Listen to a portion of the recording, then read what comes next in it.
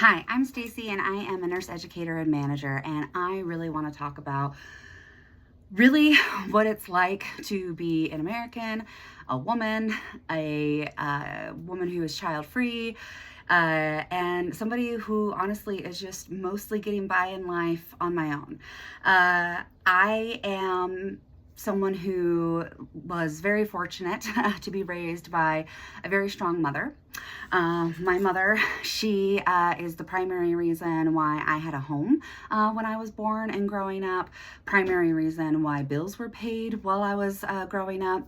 Unfortunately, her choice of men, probably not great. My dad struggled with a lot of sort of additional emotional regulation type things, and they got divorced when I was 4. She fortunately met a really wonderful guy about a year later. That's my stepdad. And so, they made it work, but there was a period of time when my mom was divorced that I needed supplemental assistance. We were in poverty, things were not great.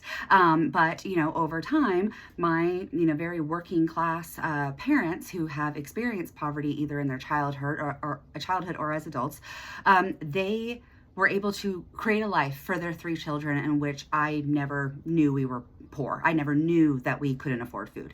Then I was encouraged to go to school. Fortunately, I had the aptitude for that.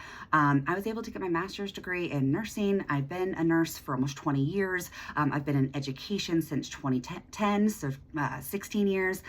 So I have a lot to say about a lot of things. And the first thing that I want to talk about is the SAVE Act. I learned that this week that bill has been passed in the House of Representatives, and I have concerns. I don't know how many women are aware, especially women who are around my age. I'm a millennial. I was born in 1985, so I just turned 40 last year. My mom was able to buy a house. Granted, she did buy it with my dad.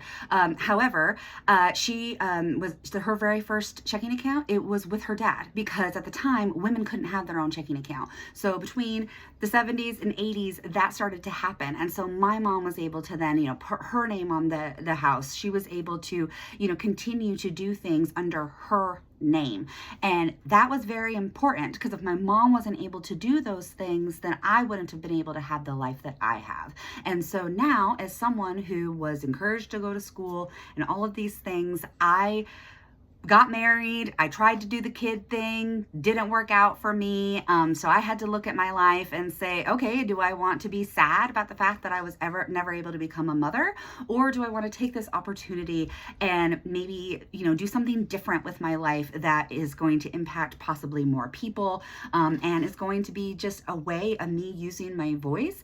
I was planning to raise children, so maybe I can help raise other people or help people grow, or just develop, think differently. But I think I really just want to say, related to the SAVE Act, is that I got married and I changed my name, and I was fortunate enough to have the money, the time, and the ability to go get my passport. So this SAVE Act now is requiring that in person you have to prove that you were born here. So that's either with a birth certificate, which I don't know how many people love going around with their birth certificate, or a passport. Do you know you also can't get a passport if you have had any sort of felony in the past? They also try to get a lot of people who have had any sort of a criminal charge not to be able to vote. There are so many things already, barriers to get people to be able to vote, but them now saying that you have to be able to prove that. And for women, if you have a different last name on your birth certificate than when you got married and you don't have a passport with that new married name, it says nothing about court documents, it says nothing about marriage certificates. So there needs to be so much more concessions. There needs to be negotiation. I'm very, very disappointed in the House of Representatives, especially the fact that there were all Republicans who voted for it and 4 Democrats. So I live in a state where I am pretty effed because all I have is Republicans to so-called represent me.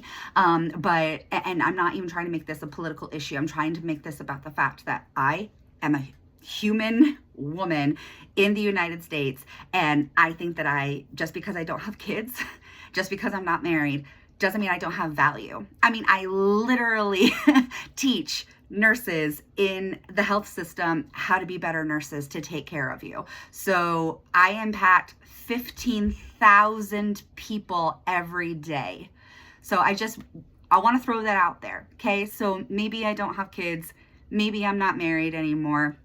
You know, supposedly I don't offer any value to the world. They're saying that nurses aren't professionals anymore. I mean, it's hard to not get personal about this because I am a scientist, I am a nurse, I am a woman, I am a divorcee, I am a infertile woman who also was unable to adopt based off of the algorithms and the inner workings of the adoption system, which is not pleasant, as I won't go into that. So